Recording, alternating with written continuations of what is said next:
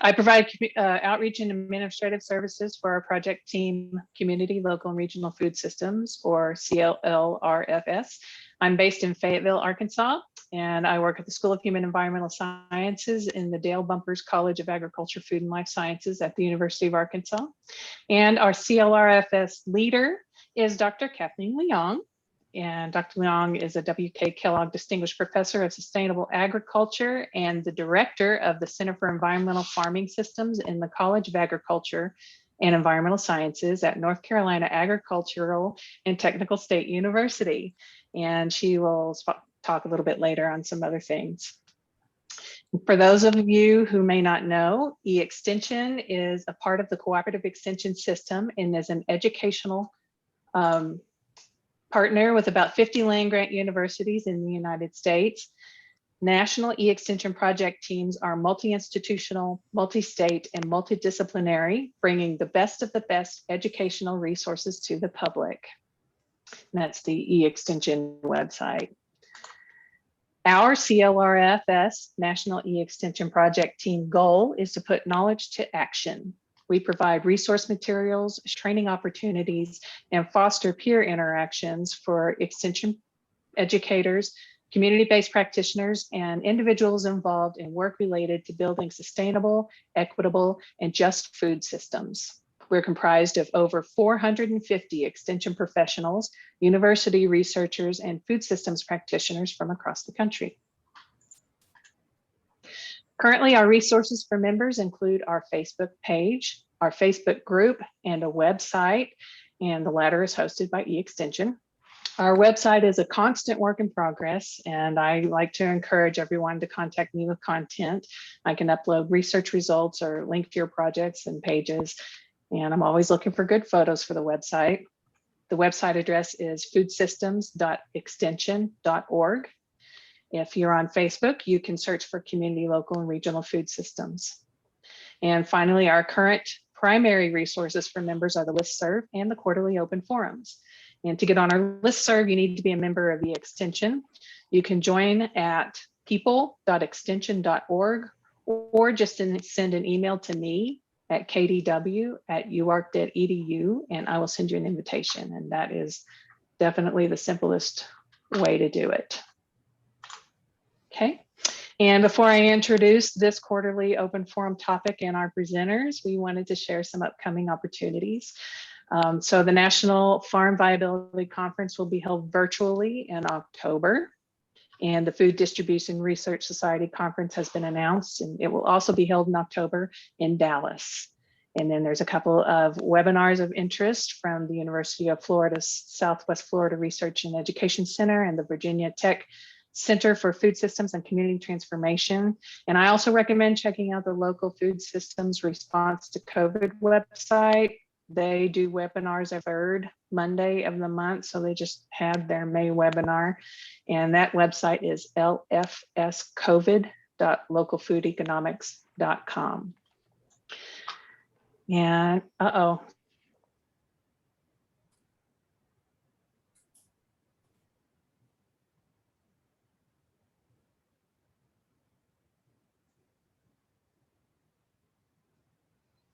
Katie, we can't hear you.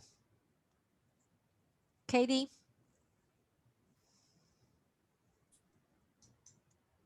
I think she had an internet issue. So what I'm gonna do, yeah, you back? I'm having an internet issue. Yeah, yes. you have an internet issue. So can you go to the next slide? I'm back, yes. I think I'm back, yes. Yes.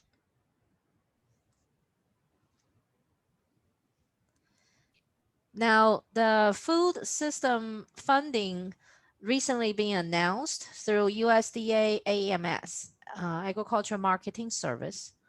So I think we lost Katie. Katie, your slides disappeared. Let me do this. I'm gonna switch. And I'm going to present. There you go. I'm okay. Okay. Can you go back to the grant slide? Going back one slide. Yes. If you have internet Okay. problem, then don't worry about it. Yeah, there you go. This is recently announced by USDA Agriculture Marketing Service. If you work with the community partners, organization, grassroots initiatives, that sort of thing, anything about local food promotion, farmers market, and the regional food system partnership programs, please check them out. The website information is really simple. You just search for the USDA AMS local food programs funding opportunities. All three funding opportunities require matching, whether it's in kind or money thing. So you make sure when you apply for that, you have partners that can provide matching for the sustainability of the program. The next slide, please.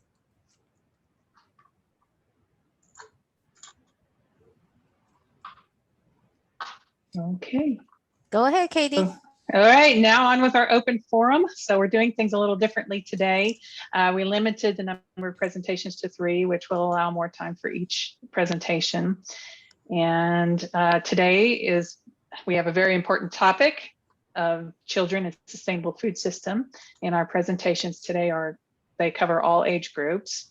And so we're happy to have with us presentations on asynchronous learning technology used in 4-H food systems education and agricultural learning chassis for K through 12 food systems programming, and ways outdoor learning environments can be used in childcare to promote healthy eating as well as physical activity. And we have only 3 presentations, but we have several presenters, so we will introduce them as the presentations come through. So first up, we welcome Bidemi Landeron of the Baltimore City 4-H, University of Maryland Extension. Bidemi, I will hand it over to you. Okay. So I'm just gonna start off by sharing my slide. Yes, you can use the share screen, and then you go ahead, share your slides. Okay. Katie, could Yes, you close your presentation? Stop sharing. Okay. Stop share. There it is. There you go. Okay. And I will watch time for each presentation. We allocate about 10, 12 minutes. So when it's about time to finish, I'll make the call. All right. Yeah. Thank you, Bendimi. Yeah. So I work in Baltimore City. So around last year, we all had to move to virtual form. So I actually learned how to use Flipgrid. So a little about me. I've been with Extension for about 4 years and 8 months. I work at the University of Maryland Extension. My focus is healthy living and volunteer and leadership development in Baltimore City. So in 2018, the National Association of Extension 4-H agents, I won the Healthy Living Award for Maryland. And then again this year, I won the Communicator and Educating Technology Award for my use of Flipgrid. So just quickly, so Flipgrid.com was the asynchronous virtual program I used to present a healthy living education to youth and volunteers.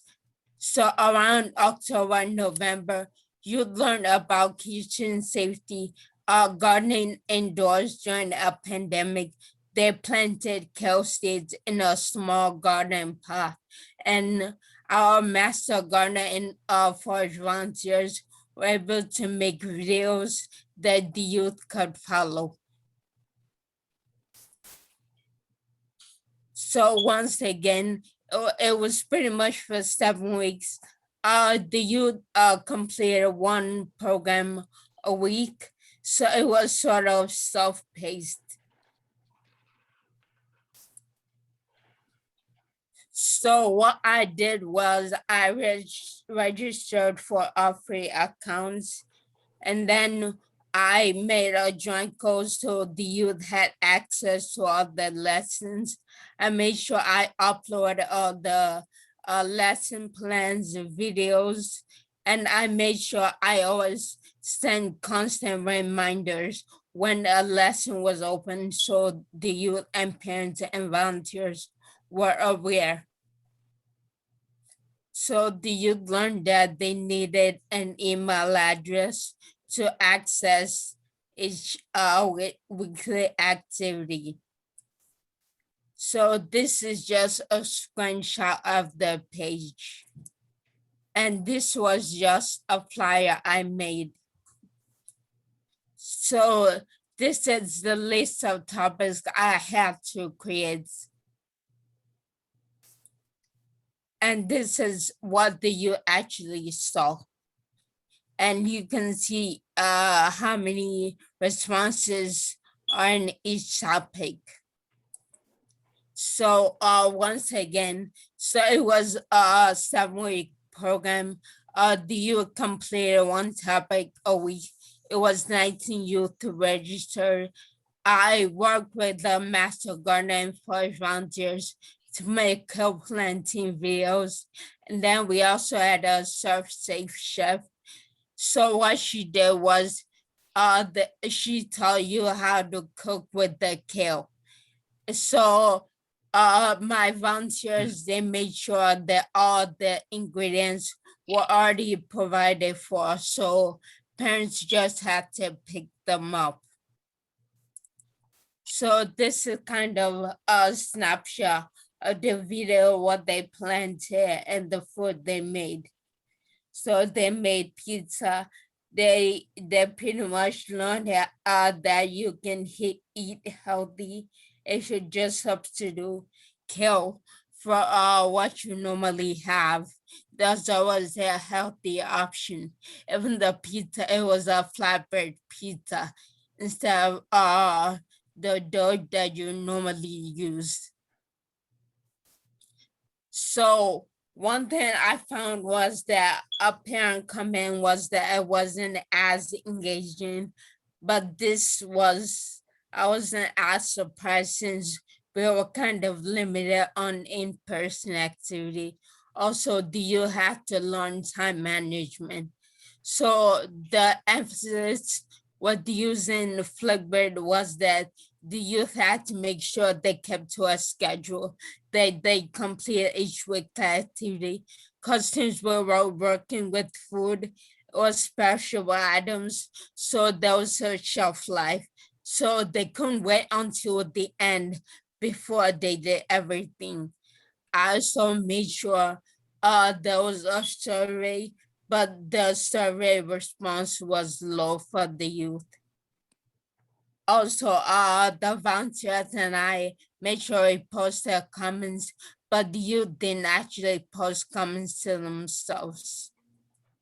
So in the future, I'm gonna keep using Flipgrid in addition to Zoom. And I'm providing this training for my volunteers and also other Maryland Extension educators. So I'm hoping a hybrid model would reduce in-person travel. So this year, what I've done so far is all nutrition. So I've uploaded all the topics already. This is actually the final week for all the youth to complete the lesson.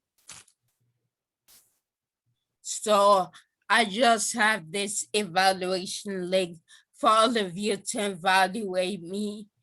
I'll make sure I post the link in the chat box. So are there any questions? We have a few minutes for Bendemi at this point, and then we can always come back to visit with her at the end of the presentation. Bendemi, I do have a few questions for you. Could you give us a sense of how many youth The It number was of youth, 19. 19. Yeah, And are they all from the city of Baltimore? yeah. There is a question in the chat box. Are you able to post the documents for download? Uh, well, what I can do is that I can just give you the code and everything is already on there. And then somebody asked, what's the age of this group? What do you think? What's the age will be this good for? Well, I had 6 to a 16, so the younger youth needed more help, especially since you're dealing with cooking. Now, since you mentioned 6 to 16, do you work with the individual student or do you put them in a pair? You know, do they work with each other? How does the activities actually arrange? Well, the way I did it was I had all the youth paired with the younger youth. So if the younger youth had any questions, they could always go to an older youth.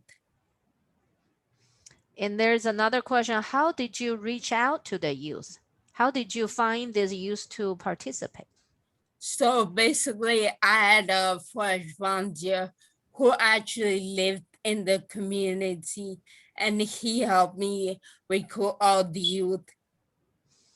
Great. And I assume it's free for the youth to participate. Am I right? Yeah. Great. Do you have anybody else helping you besides you doing the work? Right now, it's mostly me uploading all the lessons, but in the future, I hope to train more volunteers so they can kind of understand the system. Thank you so much for a wonderful presentation. And I'm sure people might come back to you for more information. And all the slides will be available for everybody participating here. So we will upload the recording and the slides to the e-extension web link, and we will send that link to everybody registered.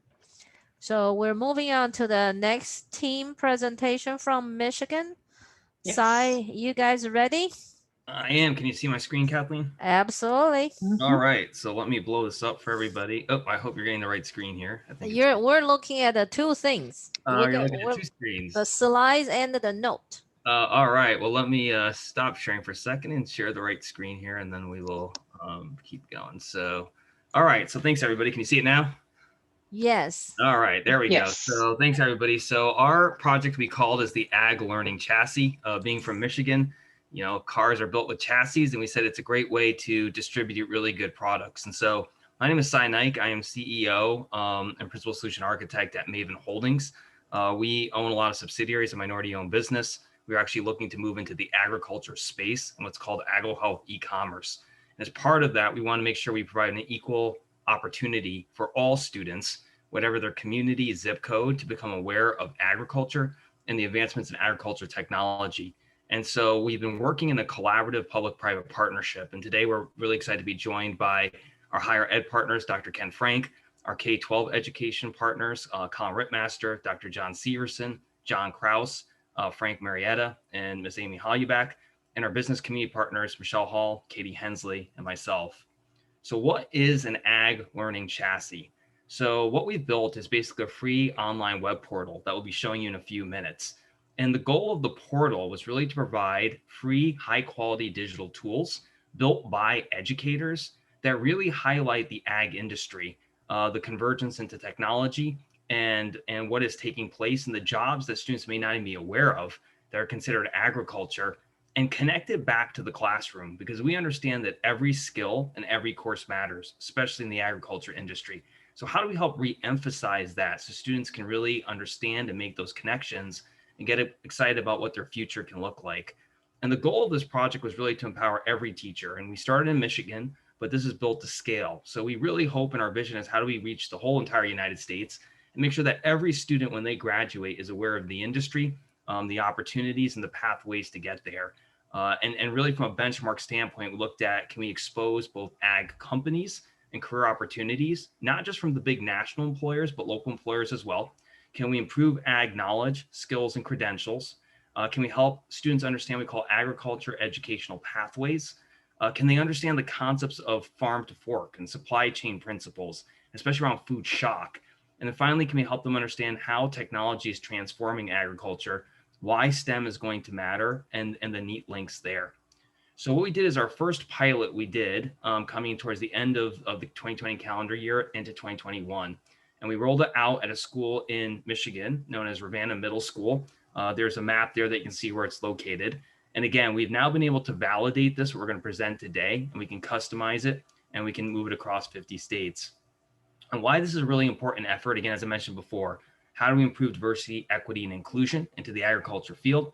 How do we empower our teachers and counselors?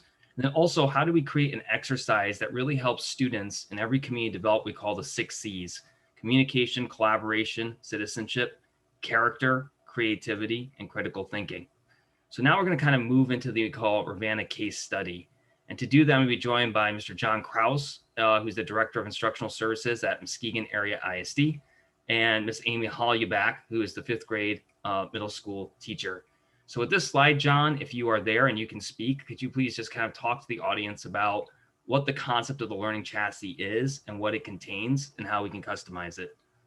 Thank you, Cy. So good morning or good afternoon, depending upon what part of the country you're in. What Cy is describing, you will actually see, and the instructor and the principal from Ravenna Middle School are here. So I don't want to spend an abundant amount of time talking about what you'll actually see, but the concept is, for the last 2.5 to 3 years, we've been engaged in this grassroots project out of West Michigan and then across Michigan with the help of MASSP. You'll hear from Colin, in really finding tools that can connect relevance and career exploration and opportunity to academic learning. And what we've really landed on and through many iterations is this concept of 3 components to what we call a virtual fair.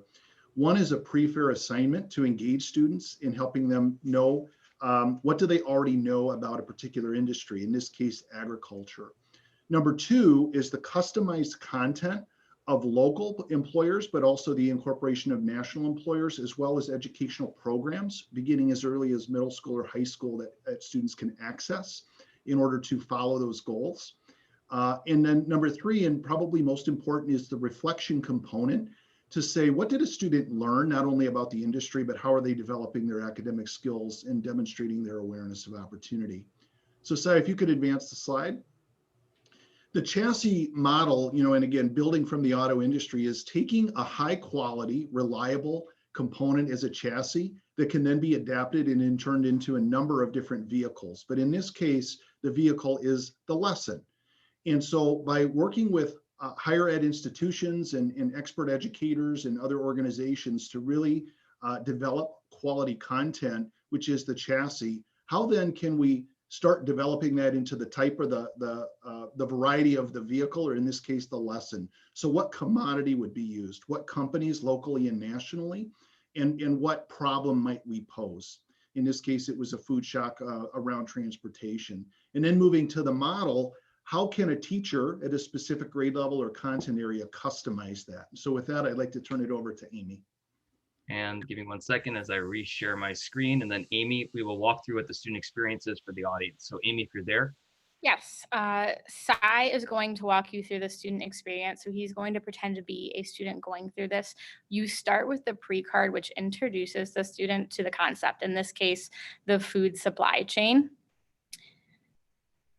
And I'll wait till he goes to the next one. So once they're there, we have a video to engage the students, help them to learn background knowledge and vocabulary related to the agriculture and food supply chain. We talk through the image and really try to help them, to immerse them and engage them to do this work that's ahead, where they'll learn about different potential concepts related to food supply, food shock, and then also explore careers that they may or may not want to pursue as in this industry. Then they'll move to the virtual fair component where they're going to study a number of different companies and education tracks. So one of them that we did was pickles through Swanson Pickle. So we had the students watch a video where they saw all kinds of different careers and employers from our local company here in Ravenna, and then learn about specific jobs. And then the students were able to then say if they were interested in the industry, if they were interested in the products offered from this company and the specific career paths. We also looked at Meijer, one of our local grocers, and we explored a number of different careers. Obviously, students were familiar with cashiers and things like that, but we explored the real estate side with how does a Meijer become a Meijer in order to connect back to the food supply chain and how they get their groceries. So they actually watched a number of videos to explore the different careers within this card and got them kind of thinking outside the box on some of the different careers that need to happen to bring their food to their table. And then we also want to help present them with with an education track. So if a student wanted to go to Swanson Pickle and work in a particular career, how could they get there? So we introduced Michigan State as a potential education track. So we talked about Michigan State, the food system, different majors and programs that they had, and the specific degree types. And the students were able to do some exploring to see if that could be something to interest them and just how that can impact and help a person to get to one of these careers that we need for the agricultural community. And then finally, they did a post-assessment activity, and we wanted them to go back to our food supply chain to think about how does that food get to their table, and then think about a career. Like, what would somebody need to do, in my case with a fifth grader, to get to this career? So when they did this, we gave them an interactive slide called a Jamboard, which Sai is trying to open so you can see right now. And then on this Jamboard, they had a number of different cards and images. And so they had to kind of trace what kind of a track like a fifth grader could take to then work at one of the companies that we selected in the career. So then they were able to kind of map that. And then they also did a writing prompt related to it. And really it created great discussion among the students and really truly thinking about how their food gets to their table. Excellent. I mean, just to show some other things, when the students actually saved their responses, and remove the Zoom controls out of the way here, but you'll see under the goals section, they are able actually to see that. And then the employers, like the Meijers and Swanson Pickles, actually get a data dashboard view of how many students in their communities are interested in working there one day. And they can actually filter it by diversity, equity, and inclusion goals.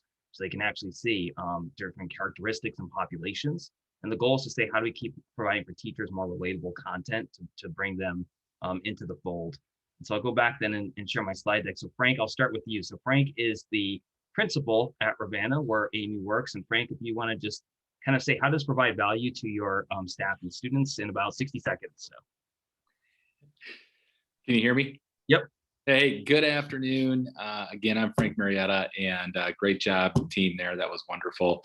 As far as how it's affected staff and students here, it's really transforming education. This was a building-wide collaboration with our staff.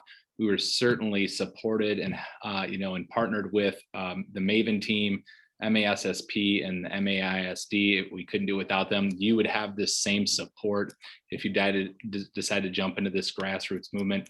As far as my staff, it's real simple. They tied it back into their curriculum. When we talk about the 6 keys to success for a kid, it's about fun and enjoyment. And my staff too, it's about value, adding valued purpose.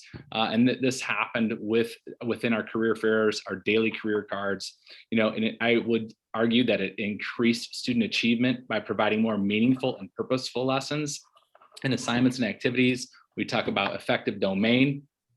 MAVEN allows us to easily build students' educational development plan, our EDPs, and then going back to that effective domain, that whole idea of they really respect their teachers when they say, hey, man, this is important stuff if I want to go on this pathway. Lastly, we talk about equity and career exploration. We only have 300 students at our little middle school here, but over 22,000 career cards have been completed since this October, 22,000. That includes obviously college and continuing education as well. So through this, it's all about broadening students' horizons, allowing them to see the options that are out there, maximizing their natural gifts, skills, talents, and abilities. Thanks, guys. Thank you. And so next I want to introduce Dr. John Severson, who is at Muskegon Area ISD. John Severson, are you there? Yes, good afternoon, everybody. And so 33 years in education, I've seen inequity firsthand in so many different settings. And Frank just touched on 22,000 career cards. Imagine our kids having that ability to see all of these possible career pathways. You know, the old model was we just graduate students. We view K-12 now as that all kids will graduate and they're going to have a vision for their future pathway. And we know that many of our schools can have one counselor to 300, 400, 500 students. It's impossible for them to deliver. And we also know there are families that have parents that never went to college, or maybe they've really struggled and they're not seeing the exposure of what they can be and what great opportunities exist. So this program, this project is really on the focus of how do we transform what we do. I don't want to go back to 1980 after this pandemic. And I'm going to leave you with one tidbit that we found out just recently. We have a technical center in our county that has 700 students, and we were really worried about how we were going to get our enrollment up for next year. We just wanted to get to 700. We have 1,000 enrolled for next year. It's a good problem, but I really believe it's because of these kinds of programs, we're really getting kids to see what their future could be. So think of the inequities. Here's one of those solutions. How do we build equity and relevance in everything we do? Why are we doing things in class? We make them relevant to careers and great futures. So thank you for having us today. Thank you, John. And so I'm going to move quickly to the employers. I want to make sure you can hear from the different stakeholders since this is a larger project. So with that, Michelle Hall from Meyer. Michelle, if you just want to introduce yourself and your organization and then why it's worthwhile for your organization.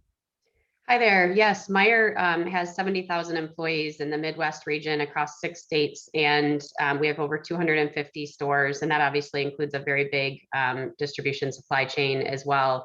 And so as an employer, it was a privilege to be able to provide content into this program that can help further our purpose, which is enriching lives in the communities we serve. And so to all of the other comments around diversity, equity, and inclusion, we're very proud to have been able to provide the videos like Sai showed from some of our employees, spotlighting for the students what they do on a day in, day out basis and some key information about their roles. For us, it was a very low investment as an employer to contribute in this space. People want to help and share their story and share information that will help students grow and develop. So it's been, again, just a privilege and an honor to partner together. Thank you, Michelle. And then I want to introduce Katie Hensley from Swanson Pickles. Katie, are you there? Yes, I'm here. Thanks. So at Swanson Pickle, we are in the business of agriculture. We grow cucumbers, buy cucumbers as well, and then ferment them into pickles and sell them to generally larger companies that would put them into final packaging and add some flavors. We're not nearly as big as Meyer. We only have about 40 people on average year round. We are a member of the community of Ravenna's community, and so therefore it was exciting to see a project focused on agriculture, applied learning, and centered in our community. So we were happy to help. I would say the investment in time has been, relatively low because we had a lot of the content already from, different Farm Bureau videos, or we had some of that around. So we were, just happy to be a part of it and to, help our community. And I think this, even as a parent, it's nice to see this applied learning moving along. I think it's really exciting. Great, thank you, Katie. And the next one, I want to bring in Ken Frank from Michigan State University, who is helping us bring the academic and research component. Ken, are you there? And the impact of this project? Yeah, and my label says Sai. Now you kind of. Yeah, I know, it's just a messed up thing, but go for it, Ken. I don't know how that happened. I'm Ken Frank. From the academic side, we're very interested in sort of the integrated data that will come out of this and similar types of projects? What we have in academic settings is somebody might have their hands on a lot of education data, test scores, grades, et cetera, but they won't know the health status of the kids. Or somebody else will have the health status but not know the education, and similarly to especially to the career trajectories where there's siloed and sparse information. But all those things play off of each other very deeply on a day-to-day basis and certainly long-term. So as academics, we're interested in these integrated data sets. We've already talked about how to integrate the data you're seeing here with standard educational administrative data. And then there are issues with for protections, FERPA protections, and that sort of thing, and and supporting the analysis, structuring the data so it could be analyzed. And so that's what the academics want to do with it. Excellent. Pleasure, Ryan. Long time. So let me go to the next steps here and conclude with Colin Rittmaster from MESSP. Colin. It's Colin there. Yep, here I am. So the Michigan Association of Secondary School Principals is a statewide organization representing middle level, high school, and career and technical education, assistant principals, and principals in advancing learning. We have a broad network to rally coalitions like the one supporting the MAVEN project to enact positive change regardless of a student's academic background, life experience, language, or culture.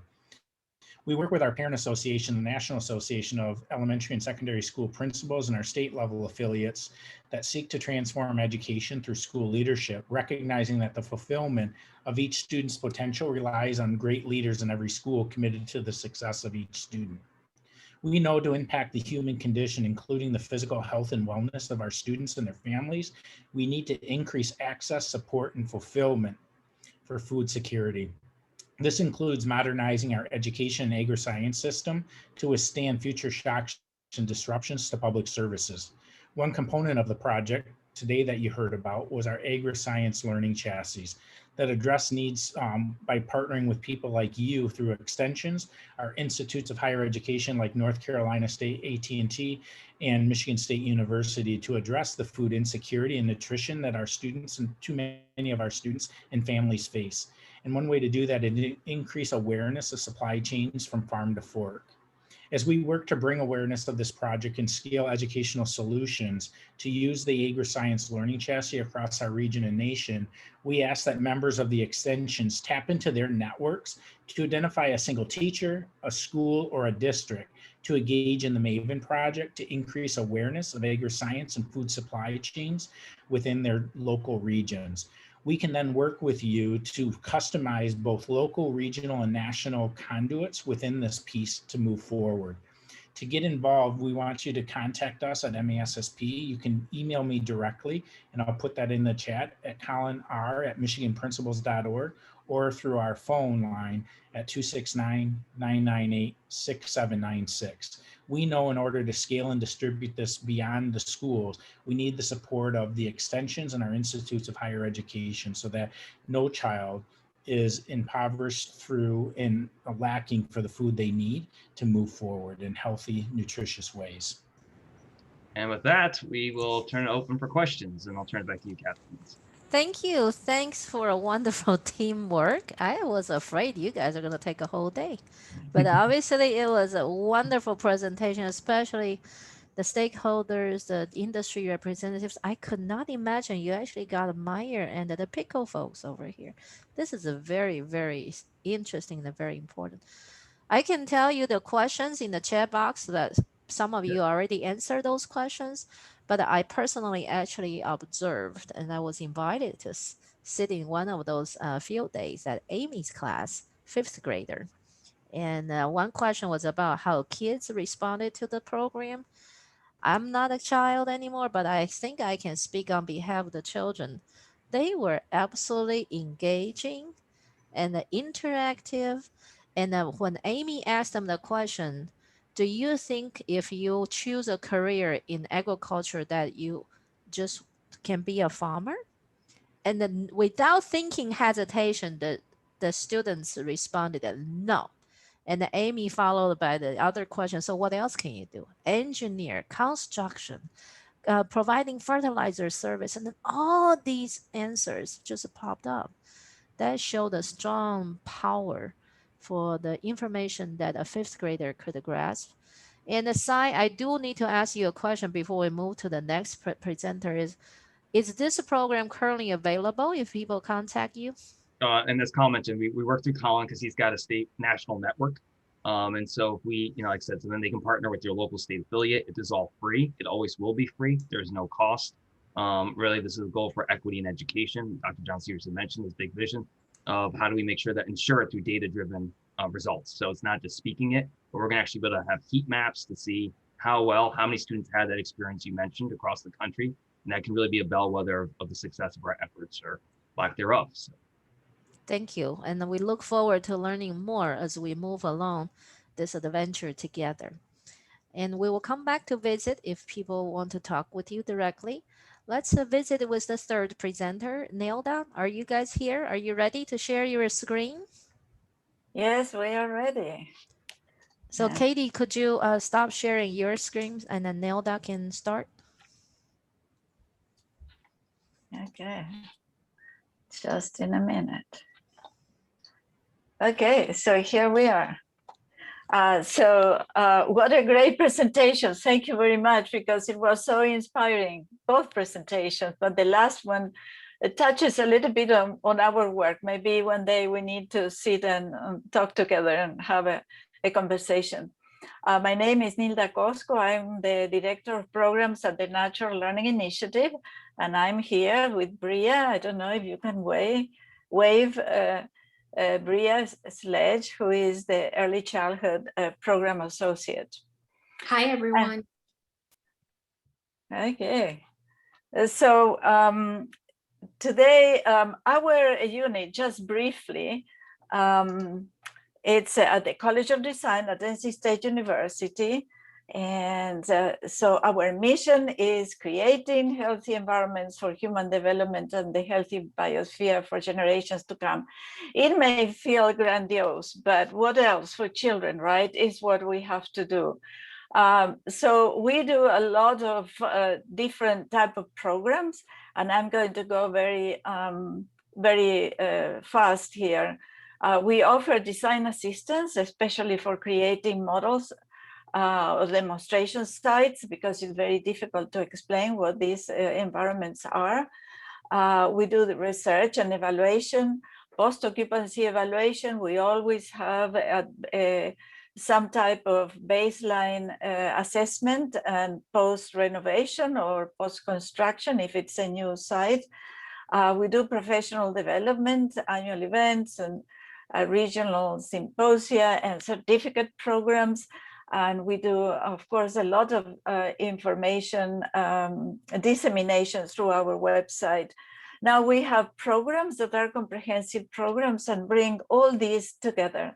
And I think that's what I want to address today, to show how these environments grow and can have a very specific mission, that is to bring in some cases this healthy food and a healthy development for children.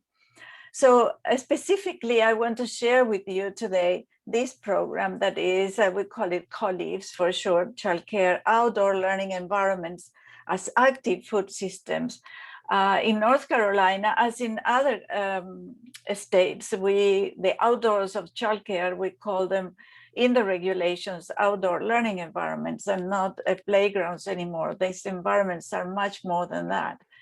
And this is an assessment of the effectiveness of a program that we have been conducting for many years now, that is the Preventing Obesity by Design. So our mission here is to learn from this program with the idea of having some impact on policy. We know that childcare is highly regulated, and for instance, in many states or all the states, the outdoors is regulated somehow, and say, for instance, 75 square feet per child, but we would like that the regulations say and X square feet per child to be fed. So that is our mission with this project.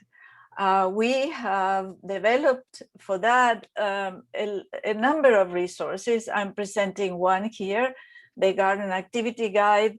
Bria was a very active author in this gardening activity guide that we used in the research, and now we are distributing. And this is the news that we have for all of you. You can download all these resources for free from our website. And Bria is going to help me put some links in the chat.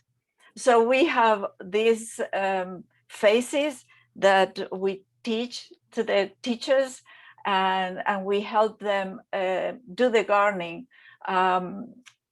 Each page has a structure with a topic, the phase, a description of the topic, because it's amazing that we have a topic that is examining seeds and plants, and sometimes we go to a childcare center and the teacher, in fact, doesn't know what to do with this topic. So we need to describe, we add the vocabulary, book suggestions, suggested activity, and some fun facts. So this, I should have said, this publication was reviewed by the extension by our peers, and it's an extension publication. So you will find it also in the cooperative extension page. So as I said, each of these pages do not end there. There are extended and linked resources in our website, info sheets, some we call leaflets. We have also information for parents that everybody can download and use, either for teaching, like technical assistant providers, directors, or use directly with parents to convince them that being outdoors is very healthy, and that is a place for children. That's why kindergarten is called kindergarten in German, right? The garden of children. So to complete this, I would say, training and professional development of the people that are willing to do something in this topic, we have 2 certificate programs. And if we need to talk about challenges, for us, the challenges are not the licensing regulations, probably are not the parents, but the challenge and the barrier sometimes is the lack of information by the teachers that are actually working with children. So we have these 2 certificate programs, and we also have a certificate program for designers, because we know that the designers know about design, maybe a horticultural science designer or landscape designer know about plants, but they don't know about children. So we need to do both. I work with both sides of the equation, with the people that are going to create these spaces and the people that are going to use and program. So this is fully online, asynchronous offering through North Carolina State University, 12 weeks. And we have had more than 1,200 people going through this certificate program. So we are really happy. Now, if you want to know a little bit more, we have plenty of materials in our website. That is Natural Learning, 1linbetween.org. We have the Green Desk. We have COVID support resources that we have done in English and Spanish, and we are translating some of our pages. In that regard, I should say our certificate programs all have transcripts, so the people that do not feel comfortable listening the language, the spoken English language, can read. And soon, hopefully by next year, we will have the transcripts translated into other languages. If the presentations are watched in YouTube, the translations are automatic. And if I have to suggest something, please go to our website and take the virtual field trip. There are 3-minute long videos that will show you exactly what these environments look like. And I think that's my presentation. And I don't know if there are questions for me or for us.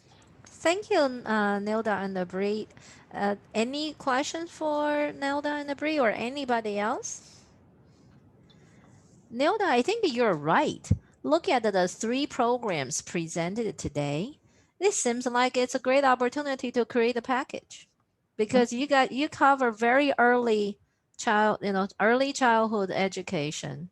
Size program is appropriate for K to 12. And then the Baltimore Badimi's program has the similar package layout, but they focus on cooking healthy aspect for all age again. There's a really interesting coincidence, and I keep nodding. Yeah, you can get a video, the field trip from Nelda's program and from Badimi's program, and they're all incorporated into your education system. But I also noticed that you all support diversity and inclusiveness. Oh. That's very clear. I mean, I'm just so overwhelmed right now. I don't know that the presentations are going to be really such a nice cohort. Let's see if we have any question, any comments here. Any comments? I would like to add something for, I have problems to remember the chassis program because being in the area of design, and design, it could be such a fancy word, right? And oh, I don't need design, I can do it. But design has this side of helping people to be economic with the space and use it the best way, So I wonder if in this ag, the chassis you have, some part of the landscape design or horticulture could, have and I thought when you were going down, I thought I saw something, but it escaped to me. Because designers sometimes are taken by the form and the shape, and we need to really, really educate them about the use, the function of the space, and how this is going to, give a produce, for instance, for people to live more, healthy. I think it's a great point, and I think what Colin and John share more is what we built was a content delivery platform. I mean, Kathleen hit it right on the head. You could and Colin can work through, and that's the point of contact, right? Of how to bring the content in, because what we want to make sure is we're disseminating content effectively to every child in every zip code. Going back to early childhood development, the program out in Baltimore, right, 4-H, these are incredible things. How do we know we're reaching everybody? How do we know the impact, as Ken Frank mentioned? Are we doing it in an efficacious way? So that way we can go back to lawmakers, to funders, to say, yes, now we know we're getting progress. Because before we have amazing programs, we just don't know is it reaching the child and what impact is it having? And that's when we took this public-private partnership. It was the real goal. But what we want to collaborate, and as Colin mentioned, and Colin, you can say it too, right? It's Colin, you can talk about even the other collaborations we're doing just even outside of agriculture with CM and those groups, but I have yeah, go ahead. What I was going to say is what's important to know is that what the Maven project does is just provides a user interface and navigator, but it also provides us real-time feedback that can be used to know where we need to target more and whether or not what our current content is targeting students and which students is it missing so that we can hit that, so that we're not just hitting on people who are in an A community now, but where are these other populations that may have an interest. So you talked about landscaping and horticulture and those other pieces. How do we bring that to life? How do we help I think about my own son who now has his own landscaping and lawn care business coming out of high school. College wasn't his path, but he needed educational programs for that. And I wish this was available then as he was coming up, but we've been able to build things. A neighbor of mine shared with me from his school that there's this demand for housing, but they don't have enough surveyors right now out there. So we built a virtual fair for his school all around the survey industry and how that comes together. So each of these pieces are like Legos. You can buy them as a package like agri-science or healthcare and deliver it, or you can take each of these other pieces and you can rebuild your own project in that. So if you want one just on landscape, or if you want one just on water supplies, or whatever that is, that's the beauty of this, is it can be customized not only for a school or an industry, but it can be down to an individual student. So Millie, you have this kindergartner who's really fascinated around the sunflowers behind you. You could build a virtual fair just specific to that. Yes. And all of the pieces that can come together and deliver that asynchronously to an individual student. So that's where the power of this comes together, whether students are face-to-face, whether they're remote, whether it's synchronous or asynchronous. It's a way for us to deliver high quality content, while at the same time being able to collect, aggregate, and use the information that's gleaned to further target students, so that all children, regardless of their academic background, are able to find opportunities and fulfillment. We love collaboration. So, and John Cross, think about to add something. Yeah, well, I think you touched on it, Cy, in terms of what does this produce for the child? The student and the parent own that account, and it's transportable to any institution. So if they move schools, or as they progress, from an early childhood program into elementary to middle school, post-secondary, even into the workplace, they own that profile. Everything that they do in terms of those interactions of what they're interested in, but also those reflections are archived, so there's this growing digital portfolio that will stay with that student, that can be, a valued record for the parent, for the student, for the educators, for those who are supporting this child, that we just have not had before. There's different, like I think Colin said, tools and components that are isolated, but this really is owned by the student. And I think that's one of the unique pieces of this. My good friend Sue from Texas. Nice to see you, Sue. Sue has a question about if your Maven platform is in Spanish.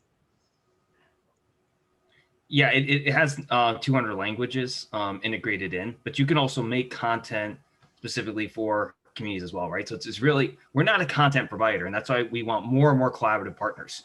So we have university partners, business partners. We don't make that, we're just trying to build a distribution. The content, we're very dependent on extensions, on groups like that. So yes, we have translation abilities. Now, if you talk to native speaking people on the translation, I'll be honest, we're using technology to help us translate into the 200 languages, right? So, I mean, there'll be some, nuances and phrases that may not be perfect, but we've heard it's been serviceable, and we're continuing improving. This is a grassroots, nobody got comps together, right? Everybody's put their sweat equity, all the organizations came together. We got tired of status quo. I got tired as minority-owned business of saying I'm tired of talking about diversity, equity, inclusion. I want to start seeing it. And this is really helping us know we're reaching it, and we're starting to move that ball forward. My hope, and I was so thrilled to see the 4-H, what they're doing in Baltimore. I can't wait one day to go to an FFA and national conference and see diversity there. And we're going to get there through projects like this, right?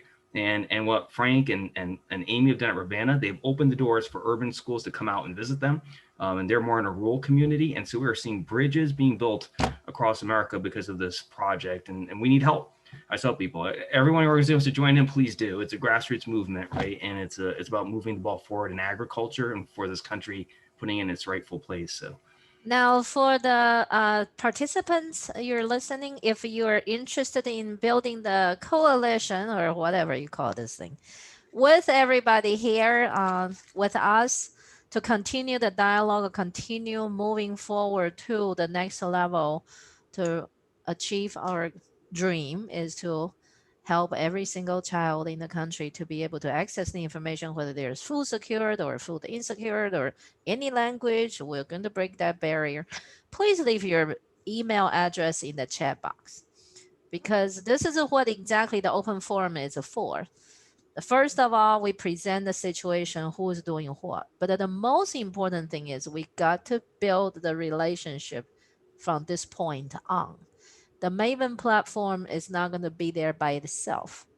The Badimi's program is not going to be there by itself. Nelda's work is not going to be by itself. If we connect the dots through events like this, we're going to be so much more powerful in terms of sharing, exchange information, and also build the future together. It's a 102. And I promised everybody we'll do the short and sweet. But I think this is a very dynamic and engaging opportunity. I will leave the Zoom open for a little bit longer if you have more questions for anybody, and also give you a chance to leave your email address, contact information in the chat box. Thank you so much for a wonderful day, and I really appreciate every time my spirit is all so uplifted after every single open forum. By the way, Extension not paying me or anything to do this, and the Katie too. We're both volunteers to do this, but we hope to create more momentum through connecting the dots. And thank you so much for your support and the Thank you, participation. Kathleen, for your leadership as well, right? Thank you, really Kathleen. volunteers Thank to you. get the ball This forward. is amazing. Thank you. Thanks. Bye-bye. Bye, Sue. And Tiffany will leave this open a little bit, right? Thank you, Katie, so much for wonderful facilitating. And I know you have internet challenges. I do, and I'm out of the farm, and that's why. But hopefully next time I'll be back on campus. And oh, no problem at all. won't be It so went problem. very well. It went Good. very, very well. You and I have been working together for 5 years now. Yes. So yes. we know It's been a how while. we know how to finish each other's sentence. So no worry at all. And Tiffany, thank you so much for taking your time to help us. Yes, You're thank you. welcome. You're welcome. And Tiffany, once you finish the recording, the chat box information is automatically downloaded. Am I right? Yes. Yeah. So if you can share the chat box file with me and Katie, and then the recording, of course, Katie is going to upload the recording. We're not going to upload the chat box information, but the chat box people will come out to our mailing list. We're going to create a separate mailing list for children's service, and then that will be the cohort. We'll move forward. All right, Tiffany. Okay. Thank you, Frank. Okay. Appreciate. Yeah, we will send a link to everybody registered.